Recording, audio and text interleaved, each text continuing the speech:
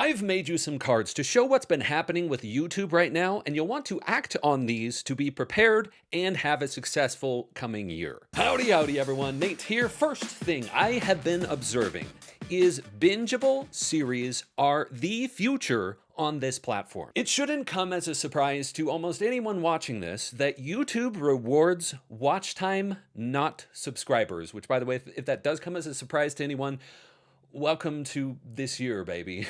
This is how YouTube is going. Now, even if it's not a surprise to you that watch time is the way that YouTube is going, why specifically bingeable series? I was having a conversation recently with YouTube creator liaison Rene Ritchie, and in that conversation, Rene pointed out some very interesting things. He referenced a few studies done, which I think I found, I'm going to show on screen for you today, where these studies demonstrated that for many watchers, many audience members, not just on the YouTube platform, people were choosing to watch the same shows over and over again. Now, there's an element of comfort to that, but there's also an element of pre-trust. Meaning, if your audience knows beforehand what they can expect from a piece of content with that pre-trust in place, and they had a positive, satisfying experience with the series previously, how much more likely are they to watch and enjoy that future piece of content? Having ongoing series in your content builds trust unlike almost anything else right now. And this leads to one of the most beneficial things I am seeing for YouTube creators like yourself, which is this: easy wins. And this came up also in my conversation with Rene, where we were talking about how different formats of content on this platform have different amounts of choice needed in order to consume that content. If you create bingeable series for your audience, they have to make fewer choices to know that they're going to enjoy that session that they're having on YouTube. And does the algorithm or the algorithms like that?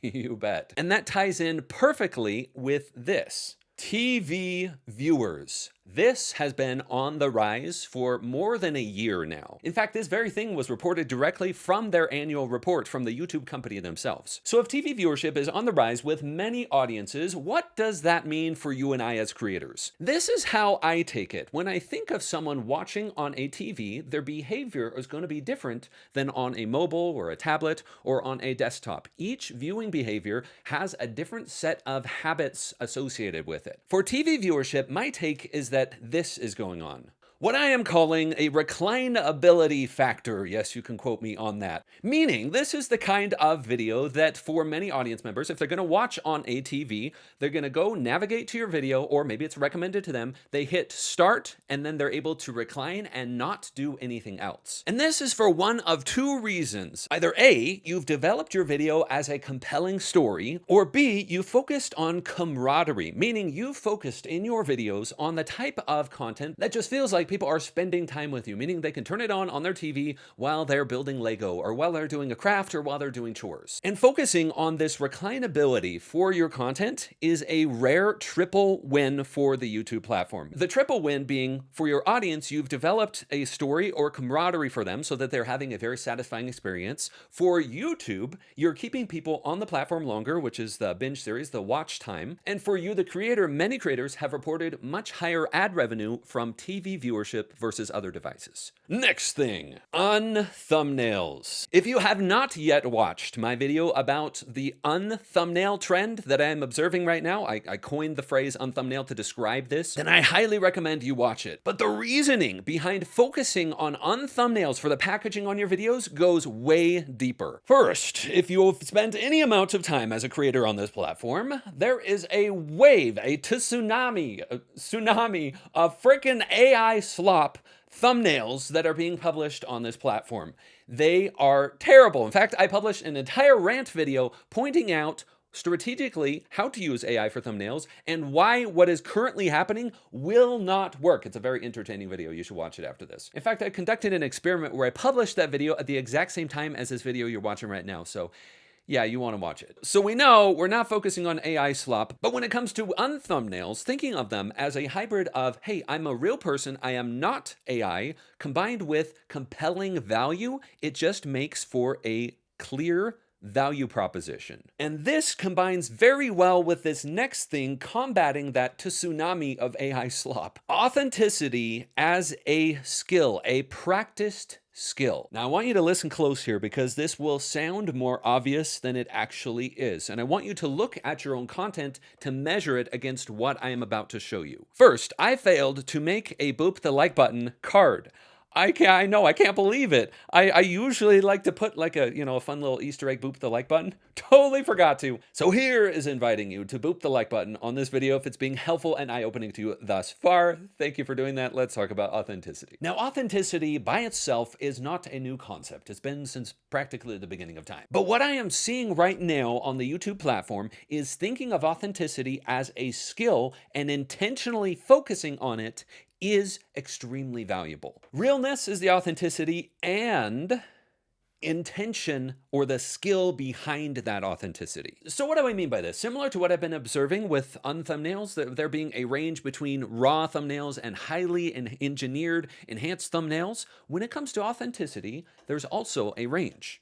On the one hand, we have completely raw, and on the other hand, we have only retention editing, only keeping the most interesting parts, only keeping the very, very highest engagement elements within content. It is my premise here that creators that focus on skillful authenticity will come out on top. Because on the one hand, being fully raw within your footage and talking to the camera or sharing things does come across as completely authentic, but it also sometimes loses people who don't feel like they have the time of day. So my premise here is that for most creators watching this, there will be a massive, huge benefit from placing yourself somewhere in the middle. I've got some rawness, I've got some authenticity, it's real, and I'm being skillful with what I am including in my footage. And yes, I have a whole video planned about what this looks like with side-by-side comparisons of each of these. I also wanted to combo up with this authentic skills AI proofing of your content. I was originally going to keep these two separate until I realized, heck, these are almost one and the same here. With the current reality of AI content creation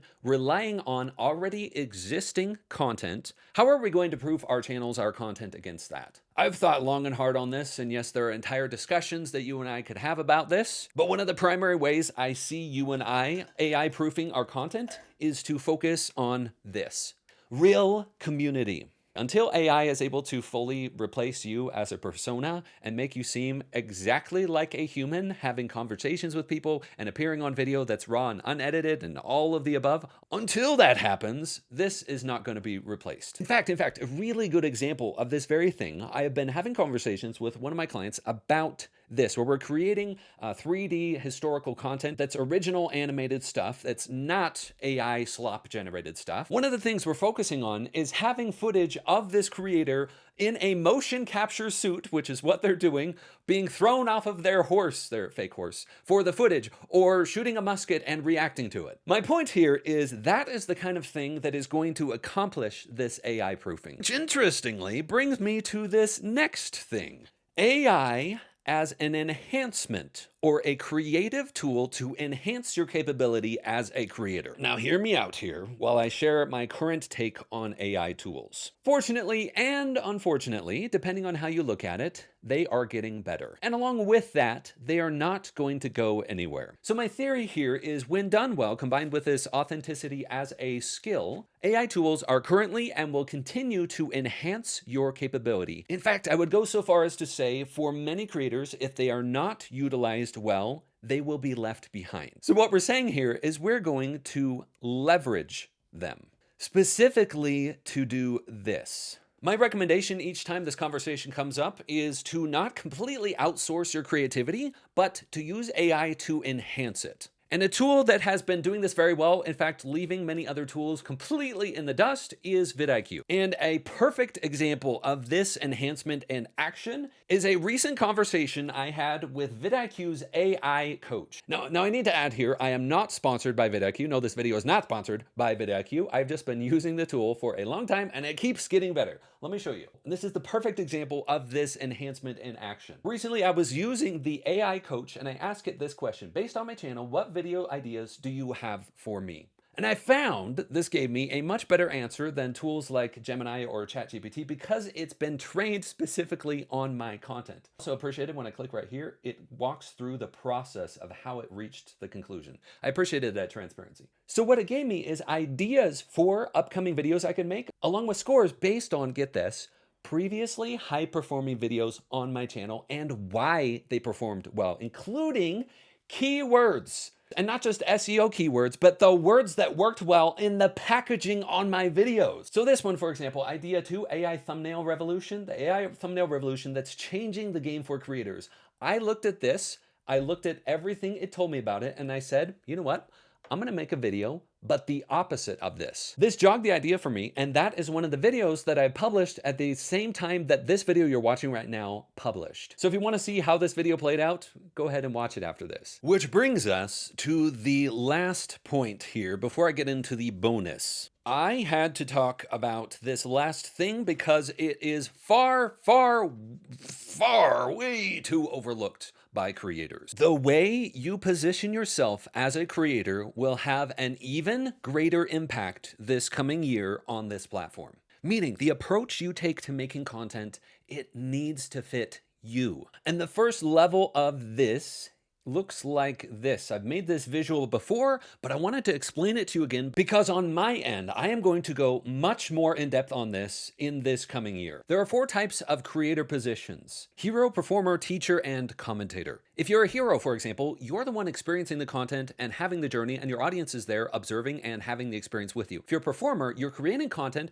and you as the content creator may not even matter to the audience. It's all about the topic matter. If you're a teacher, well, it's pretty self-explanatory. You're teaching something, you're helping your audience acquire a skill set or get an outcome or a goal. And if you're a commentator, you're acting as a filter for usually real-world, already existing things, and you're providing commentary and or enhancing the conversation by sharing your own insights on them. I'm going to go much more in depth in this on an upcoming video, but the purpose of this is identifying the approach you're taking to your content that it needs to fit you. I care deeply about this because just this very week, I had over an hour-long conversation with a client where this person, by all accounts, was extremely successful as a person. Monetarily, success with other people, all of that, very successful. But along the way, it came out that they were feeling terrified because all of this other success was all like layers on the onion as they were getting closer and closer to doing what they really wanted, and they were just terrified of it. And there's a big possibility that you watching this also know what that feels like, which is why I'm strongly advocating that everyone choose content that fits them as a person. Because person or brand or business fit is one of the biggest indicators from my experience of being able to be consistent and grow consistently. And a nice bonus thing here is the clearer it is for yourself, the clearer it is for your audience, which means the clearer it is for, you guessed it, the algorithms. Now I promised some bonuses here, and here it is time to talk about those. Unfortunately, I don't have any cards for this, so we're just going to have to say bonus time. There are 3 features that the YouTube platform is either currently rolling out or about to roll out soon that are going to completely change the game for creators like you and I. 1, they've already been doing thumbnail testing. They are rolling out title testing. Now, you may or may not already have access to title ABC testing. If you do, I highly recommend that you leverage it in one of 2 ways. First, have different titles and the same thumbnail, or second, have the same title and different thumbnails. It's the simplest way to do a true ABC test. Second feature, the collaboration feature. And this is the ability for one channel to upload a video and then have it basically co-hosted on more than one channel at once. I am wildly curious to see how this performs. In fact, I have some plans in the works to do some testing on this. But what I will say for now is typically when a new feature is rolled out on a platform, there is an advantage for the early adopters because the platform wants to test that feature. So I strongly recommend, if you have access to collaboration feature, that you just test it out. Find some friends, find some fellow creators, and say, hey, let's do some collab videos and just see what happens. Third feature is this. I don't know. I should have looked up the official name for what this feature is called right now. I'm calling it sponsor segments. As I understand it right now, as of recording this video, it's going to be rolled out within the next 12 months. But what this is the ability for you and I as creators to specify when we upload a video, a section of the video where we are going to insert our own sponsor segment. Very similar to how we can specify ad breaks for the YouTube Partner Program ads, we will be able to upload ads that are either from a company, it's a sold sponsor ad similar to TV, or we'll be able to create our own sponsored segment that's ourselves talking about a launch that we're doing or a new product that we have. And we'll be able to get this in retrospect, go back and insert this into any video on our channel. This alone is going to completely change the monetization landscape on this platform. It is huge and I am super excited for it. Another strategy that I have developed and tested, I call a channel remaster. I just did this on a client's channel with huge success, and that video just published at the same time that this video you're watching right now. So